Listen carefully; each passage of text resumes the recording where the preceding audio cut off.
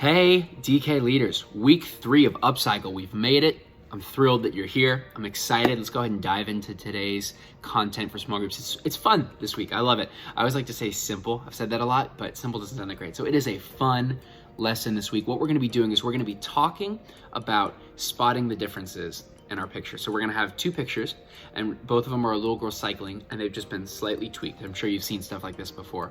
And what you're going to have to do is you're going to have to help the students spot the differences. So there's 10 differences total, and as leaders, you'll have a key that'll show you the actual differences. And what you can do is you can allow the students just a few minutes to go ahead and work on these by themselves and to try and solve it. And they can give them a crayon or whatever it would be to circle those differences. And if they think they found all 10 differences, they can come to you and you can check. And maybe if they get them all, you can give them a Destiny dollar.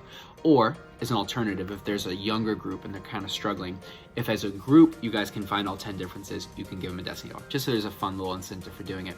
But the reason why we're doing the spot the differences is a simple tie-in and a fun tie-in, and it's that this week we're talking about the Israelites grumbling and complaining and actually wanting to go back to Egypt when they weren't content.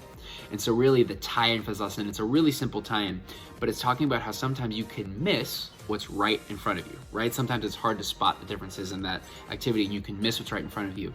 We're going to talk about how the Israelites missed that the promised land was right in front of them because they were so focused on something else. So we're going to talk about being content with what you have and not missing all that God has for you. And again, it's kind of a simple tie-in, but what it allows for is this week, I want you to just challenge you, get to know your students again.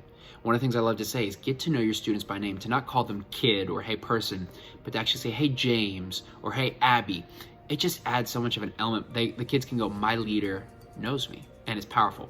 So one challenge for that is this week, while you're preparing, go ahead and just be praying for your students by name if you know them. And if you don't know them for any reason, do me a favor. When you're in group, just take out your phone or a piece of paper and jot down the names or write down the names. That way you can begin praying for your students and being intentional in seeking that connection with them. Thank you for checking this video out. I appreciate you guys sharpening yourselves as leaders. And as always, I will catch you guys this Sunday. Bye.